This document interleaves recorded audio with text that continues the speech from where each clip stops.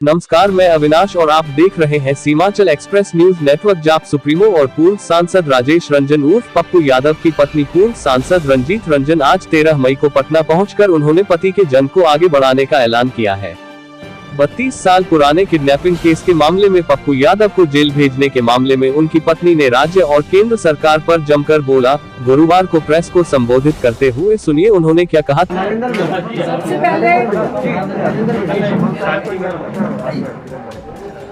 सबसे पहले आप सबका धन्यवाद करते हैं कि हमने आप लोगों को बुलाया बातें करने के लिए और आप लोग मैं आप सबका धन्यवाद करती हूँ। दूसरा, बिहार की तमाम पार्टियों MLA, MP, छोटे जनप्रतिनिधि, बड़े जनप्रतिनिधि, इवन जदयू के भी, भाजपा के भी, राजद के भी, CPI के भी, तमाम लोगों ने, कांग्रेस के भी, तमाम कई मंत्रियों ने भी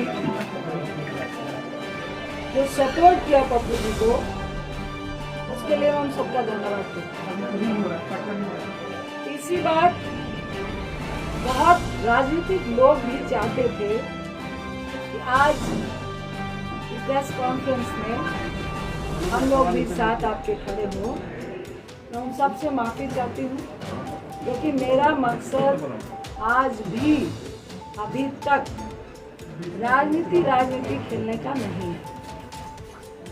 ये महामारी का वक्त है, इसलिए मैं उन सबसे माफ़ी चाह रही हूँ क्योंकि सत्ताधारियों को ऐसा कुछ भी मैं महसूस नहीं कराना चाहती जिसकी आड़ में वो लगे हुए हैं। ये महामारी का वक्त है, लोगों को बचाने का वक्त है, इसलिए मैं माफ़ी चाहूँगी कि मुझे ये प्रेस कॉन्फ्रेंस को राजनीतिक लोगों के साथ नहीं करना। मैं उन सब का धन्यवाद करती हूँ कि तहे दिल से पप्पू जी के साथ है। सही मायने में देखिए, लोग पप्पू जी के साथ इसलिए नहीं खड़े हैं कि अभी 4 दिन में चुनाव हो रहा है या कुछ ऐसा होने वाला है, क्योंकि बहुत बड़ी पार्टी है। आज इसलिए खड़े हैं लोग क्योंकि महामारी चल रही है, पैंडेमिक चल रहा है, दूसरी लहर चल रही है और कईयों की जानें जा रही हैं। सब लोग भयभीत हैं और उस भय में हम और आप एक दूसरे का सपोर्ट बन रहे हैं।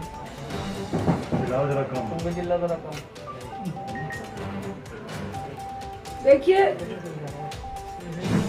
मुझे अच्छा नहीं लग रहा कि मैं नीतीश बाबू को कुछ ऐसे सवाल करूं, रूडी साहब से कुछ ऐसे सवाल करूं, भाजपा से कुछ ऐसे सवाल करूं इस वक्त जो मेरे चरित्र में नहीं है।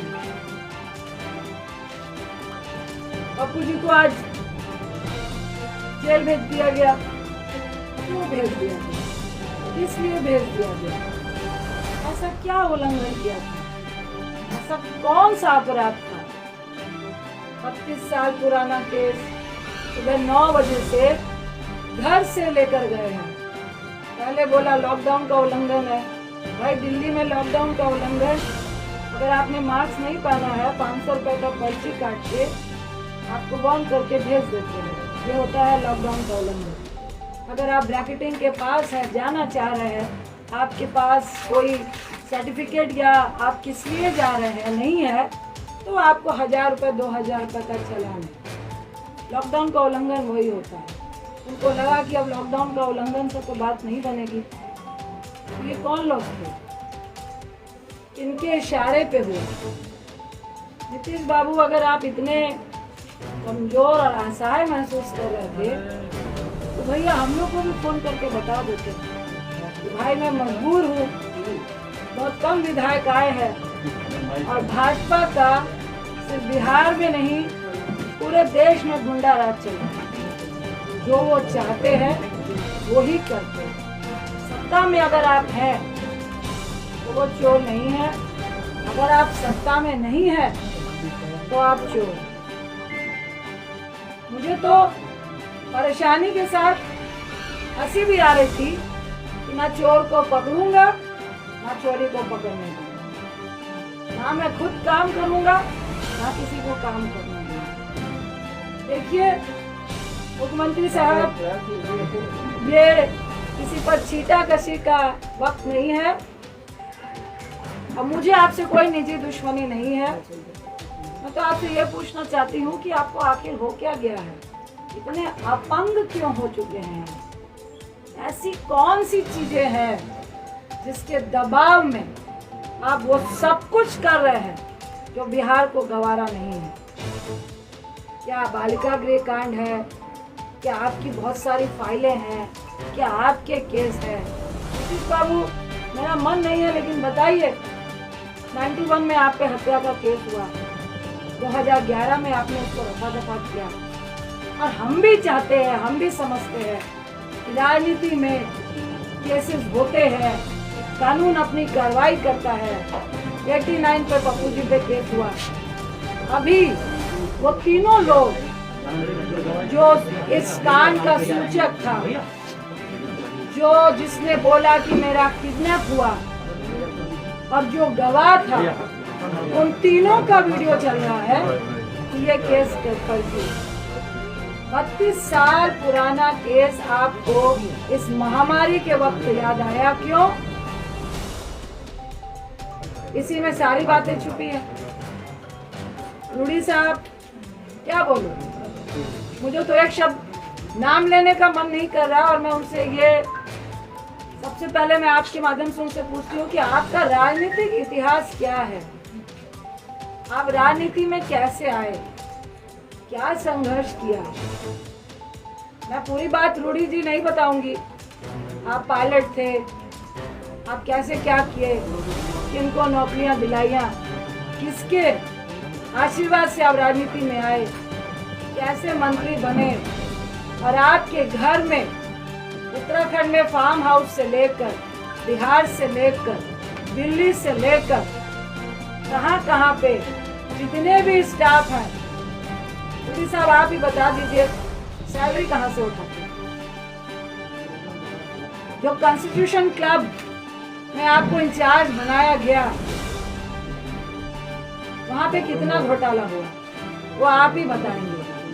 वहाँ कितने स्टाफ हैं और कितने काम कर रहे हैं और कितने आपके यहाँ पे काम कर रहे हैं वो भी आप ही बताइए। आप स्किल इंडिया के मिनिस्टर थे, मोदी साहब ने आपको क्यों हटाया वो भी आप ही बताइए। एम्बुलेंस के ड्राइवर को स्किल इंडिया के तहत आपको ट्रेनिंग देनी थी, क्यों नहीं दी वो भी आप ही बताइए। मेरा तो सवाल इतना है कि जिनके घर पत्थर शीशे के हों, और वैसे लोगों को पत्थर मत मारिए जो सड़क पे पहले से खड़ा है। इतना आसान नहीं होता है, ये कोई ड्रामा या नाटक नहीं चल रहा है कि हम पिक्चर खिंचाने के लिए लाशों के ढेर पे जा रहे हैं, फोटो खिंचाने के लिए शमशान घाट में जा रहे हैं, फोटो खिंचाने के लिए अस्पताल घूमने का काम कर रहे हैं। ये मजाक नहीं है। रूडी साहब, मुख्यमंत्री साहब और ये भाजपाइयों कमरे में बैठ के लॉबी खेलने में बहुत मजा आता है। मॉडलिंग करते हुए सेटिंग करने में बहुत मजा आता है। और रूडी साहब की राजनीति हैसियत राजनीतिक व्यक्ति से ज्यादा सेटिंग और लॉबी करने वाली है।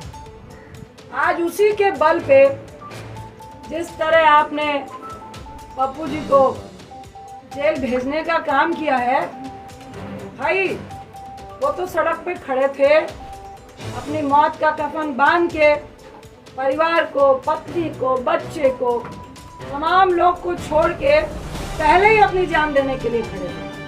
आपने उनको जेल भेज दिया, डरा दिया आपने। कितना डराएंगे? आपने तो मुझे भी डरा दिया।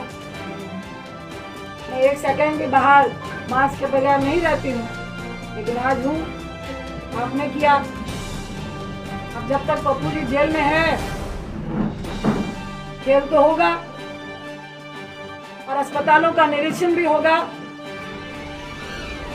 जो बेड आप लोग बेच रहे हैं प्राइवेट और सरकारी, और जिन माफियाओं से मिलकर ड्रग्स की कालाबाजारी हो रही है, ऑक्सीजन की कालाबाजारी हो रही है, रेमडेसिविर की कालाबाजारी हो रही है, ये खुंदक सिर्फ पप्पू जी के राजनीतिक कद से नहीं है।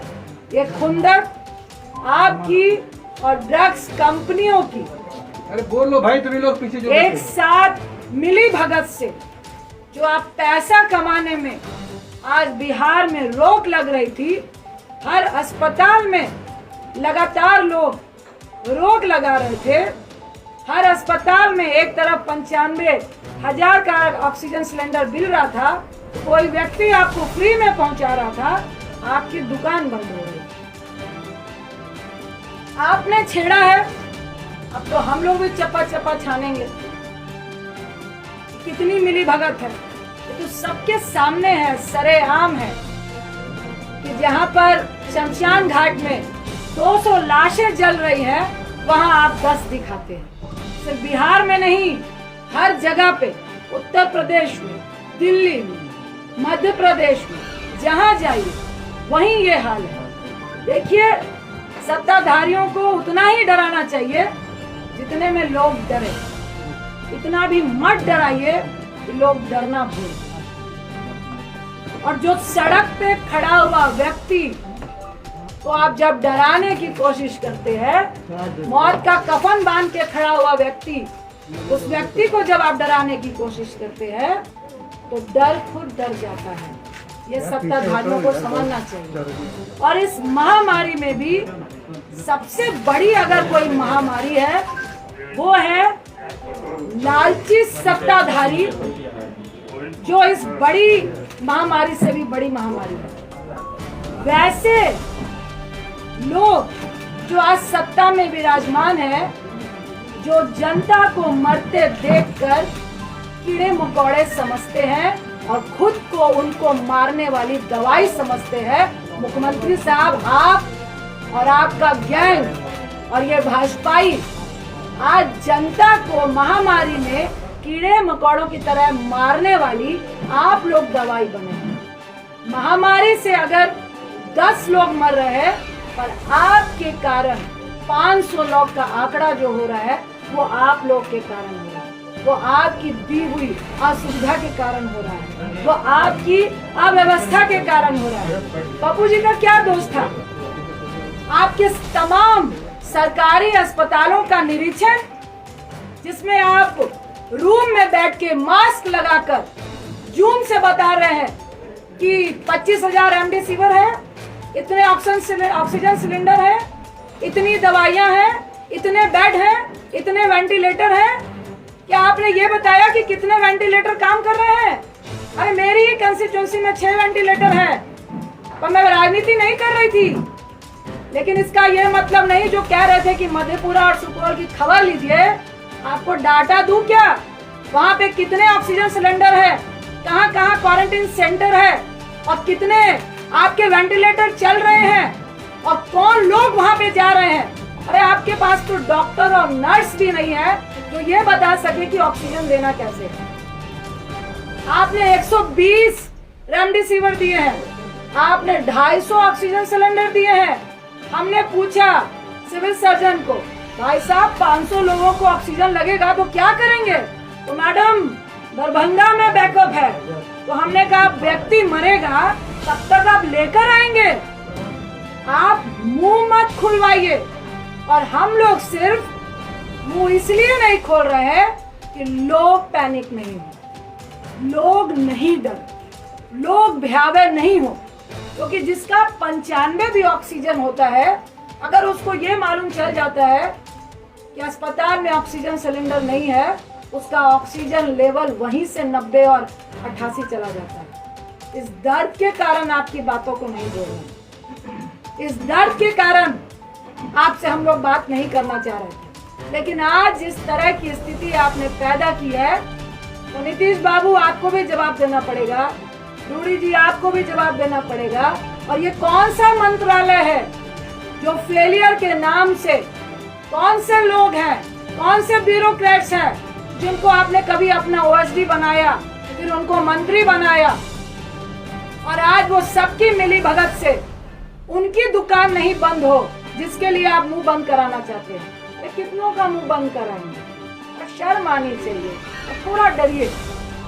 आप बापू जी को जेल में बंद कर देंगे तो क्या लोगों को मरने देंगे? आपकी ये मंशा है कि लोग मरे और हम तमाशा देखें? गोल्फ के मैदान में गोल्फ खेलते हुए कि भाई स्थिति बहुत पैनिक है, मुझे तो बहुत डर लग रहा है, आई एम वेरी सेफ कहने में बहुत मजा आता है। मोदी साहब आप भी आइए, तो सेंट्रल में चुप्पी साध के बैठे हैं, ये आपके ही क्रियाकलापों का प्रेरणा है जो आज आपके लोग कर रहे हैं। पहले जब सेकेंड लहर आई, दूसरी लहर आई, तो आप सत्ता के जुनून में, जीतने के जुनून में इतने पागल थे कि हमारे देश में ये जो महामारी की आपदा है, ये प्राकृतिक आपदा से ज्यादा WHO और पूरे वर्ल्ड के कंट्री का ये कहना है कि 90% हमारे देश की जो आपदा है वो मैन मेड है। आपके प्रधानमंत्री, आपके सत्ताधारियों ने इसको जबरदस्ती फैलाने का काम किया है, लोगों को मारने का काम किया है। और आपको शर्म नहीं आ रही कि उस बीच में अगर कुछ लोग अपनी जान की परवाह किए बगैर आपकी मदद करना चाहते हैं, तो आप जेल जेल खेल रहे हैं, आप राजनीति खेल रहे हैं, आप लॉबी खेल रहे हैं। देखिए, मुझे लॉबी खेलने का कोई शौक नहीं है, ना इस वक्त राजनीति खेलने का शौक है, और ना ही जो खेलेगा उसको खेलते देते रहने का, देखने का शौक है। देखिए, जो चौराहे पे है वो तो रहेगा, जो डर रहा है वो इस बात को समझे कि जल्द से जल्द अगर पप्पू जी की रिहाई नहीं हुई और ये ड्रामा चलता रहा, तो बहुत जल्द आपको भी मुख्यमंत्री आवास से निकलना पड़ेगा, आपके मंत्रियों को मुख्यमंत्री आवास से निकलना पड़ेगा, और चौराहे में खड़ा होना पड़ेगा और जवाब देना पड़ेगा। ये दिल्ली में बैठ के जूम से काम नहीं चलेगा।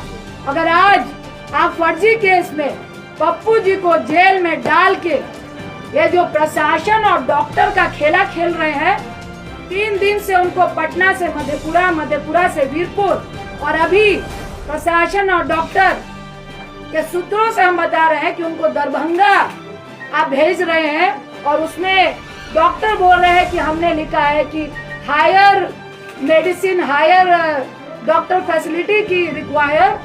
अब प्रशासन जाने कि उनको कहाँ भेजना है, प्रशासन कह रहा है कि डॉक्टर जाने की उनको कहाँ भेजना है। अरे आपका तो एक भी हॉस्पिटल में ऑक्सीजन सिलेंडर नहीं है। आप पप्पू जी का सीवियर इन्फेक्शन है, सुन लीजिए, शुगर के पेशेंट हैं, और 1.25 महीने पहले उनका गॉल ब्लैडर का ऑपरेशन हुआ है, उनके लीवर में 30% प्रॉब्लम है। और अभी मैं आते वक्त भी जो डॉक्टर ने ऑपरेट किया उनसे बात करके आई हूँ कि हैवी रिस्क है कि उनको दोबारा इस हालात में इन्फेक्शन के चांसेस हैं, क्योंकि बहुत नया ऑपरेशन है। उसके साथ ही उनको सीवियर इन्फेक्शन थे, जिसकी सारी रिपोर्ट आपको दी गई है। मैं फिर आपको आगाह करूंगी, ये खेला बंद कर दीजिए, ये राजनीति बंद कर दीजिए, उनको रिहा कीजिए, और आपके जेल के अंदर वो पॉजिटिव होके आएंगे तो ना मैं माफ करूंगी, ना आपको जनता माफ करेगी।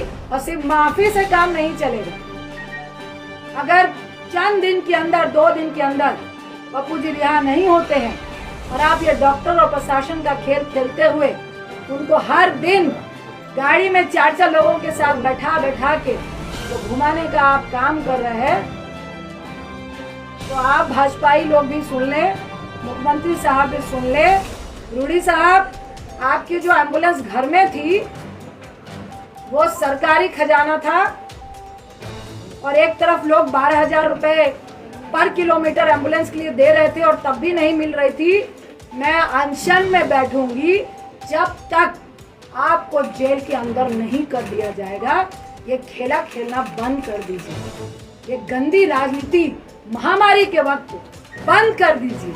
आज मैं फिर कह रही हूँ कि मुख्यमंत्री साहब फोन कीजिए। अगर आपको लगता है कि कोई मदद करने में राजनीति कर रहा है, मुझे फोन कीजिए, पप्पू जी को फोन कीजिए और बताइए कि पप्पू जी मदद कीजिए, महामारी है, हम सब मिलके काम करेंगे। लेकिन ऐसे मत कीजिए जहां आपको लग रहा है राजनीति हो रही है। हम आपको सहयोग देने के लिए तैयार हैं। फिर आपको आगाह कर रही हूँ, इस महामारी में राजनीति मत कीजिए, किसी की जान मत लीजिए। अगर हमारी फैमिली को आप खतरे में डालेंगे, अगर आप बिहार की जनता को खतरे में डालेंगे, अगर हमारे बच्चों को आप खतरे में डालेंगे, तो आपका परिवार भी मुख्यमंत्री आवास में नहीं बैठ पाएगा। आपका बेटे की मैं रिस्पेक्ट करती हूँ, भूल हो गई, आपका पूरा परिवार नहीं है, लेकिन मैं टिप्पणी नहीं करूंगी।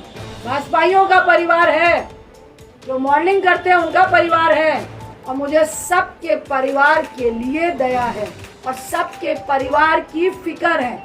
इसीलिए हम लोग चुपचाप बैठे थे, इसीलिए आज मेरा बेटा यहाँ नहीं आया, क्योंकि मैंने अपना रिस्क लिया, उसका नहीं लिया कि बेटा रुक जाओ, पैंडेमिक चल रहा है।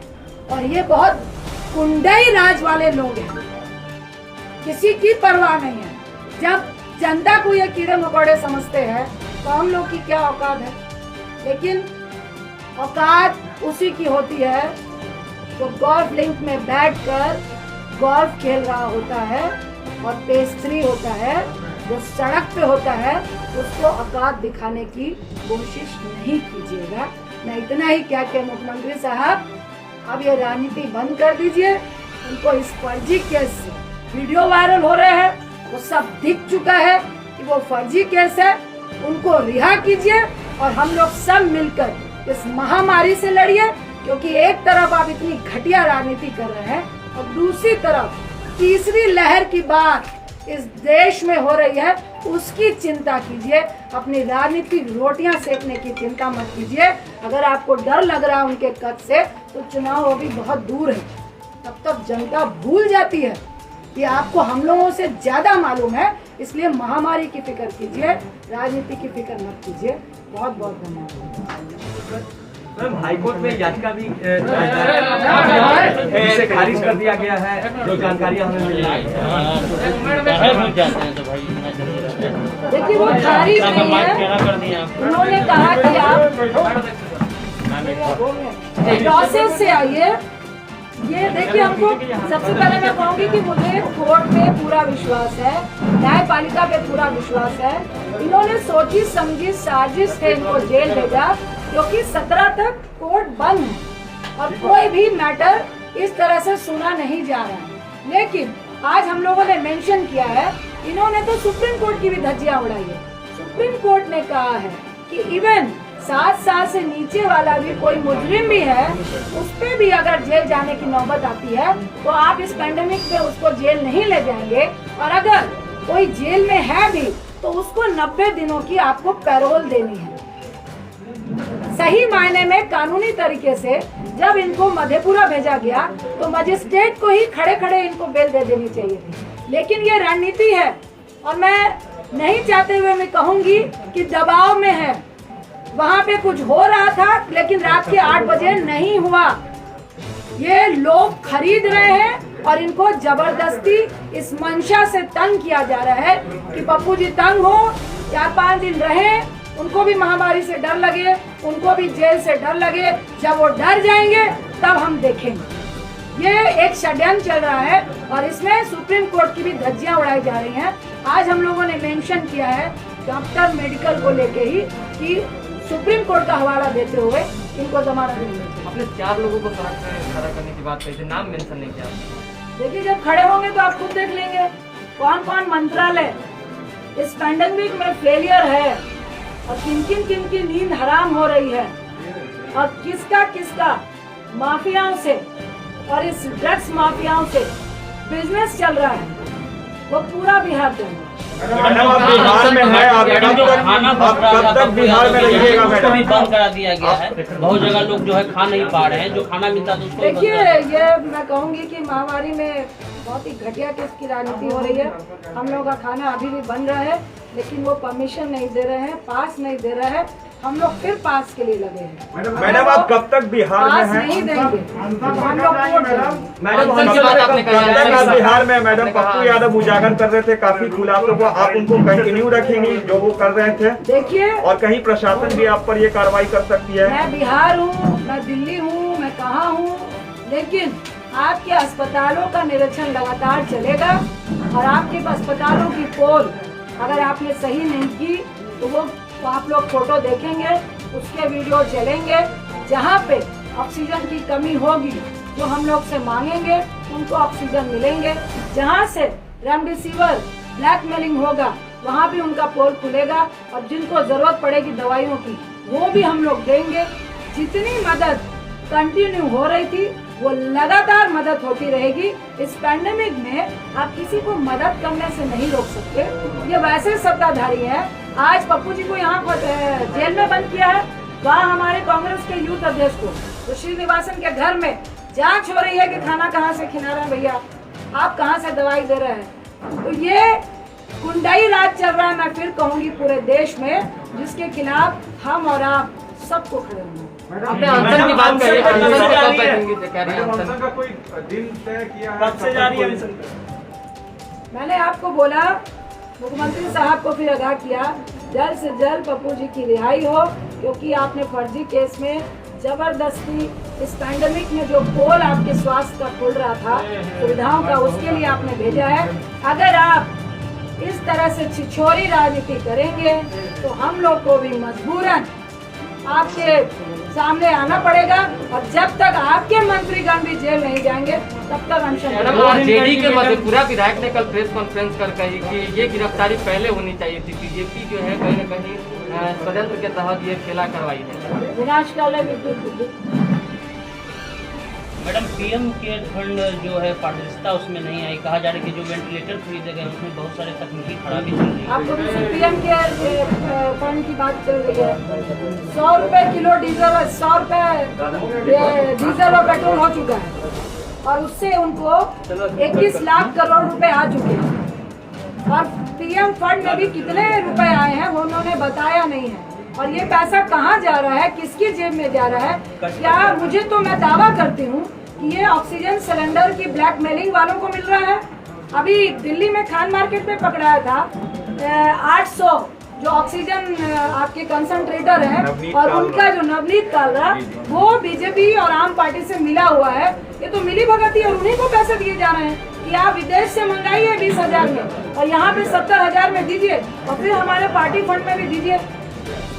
तो चुनाव में आखिर सत्ता पाने के लिए किस तरह से वो एमएलए महामारी को छोड़ के सेंट्रल विस्टा पर ज्यादा ध्यान दिया जा रहा है। अभी मैडम सिंपल सवाल ये है कि 2005 में जब चंद्रशेखर खड़े हुए थे मधेपुरा से, उन्होंने पैम्पलेट पर आपका और पप्पू जी का फोटो लगाया था, लेकिन कल उन्होंने कहा है कि पप्पू यादव गुंडा है और बीजेपी के एजेंट है। आप सवाल का भी जवाब आप खुद ही दे रहे हैं। नहीं, आप बताइए ना कि आपका फोटो भी इस्तेमाल किया। नहीं, कोई लायक नहीं। मैडम जिस तरह से पप्पू जी लगातार सरकार के खिलाफ उद्भेदन कर रहे थे, क्या रजिंद्र रंजन जी अभियान प्रयास करके इसी तरह का पप्पू जी का जो कार्य था वो संभालेंगे? देखिए, मैं इस पैंडेमिक में तमाम बिहार वासियों के साथ हूँ और ये दुर्व्यवस्था जो स्वास्थ्य में है उसके साथ हूँ, जो हमारा सिस्टम फेलियर है उसके साथ हूँ और लगातार खड़ी हूँ। इसके लिए मुझे कोई नहीं उम्मीद में आरजेडी से कोई उम्मीद, आरजेडी से क्या उम्मीद है? हम महामारी की बात करने आए हैं और आरजेडी के भी बहुत सारे ऐसे एमएलए हैं, बहुत सारे ऐसे लोग हैं जिनका दर्द पप्पू जी के लिए है और जो गलत हुआ इस महामारी में है उनके लिए है। उनको मैं बहुत बहुत धन्यवाद। तमाम छोटी बड़ी खबरों के लिए बने रहिए हमारे साथ, देखते रहिए Seemanchal express news network. Patna से प्रदीप कुमार की रिपोर्ट।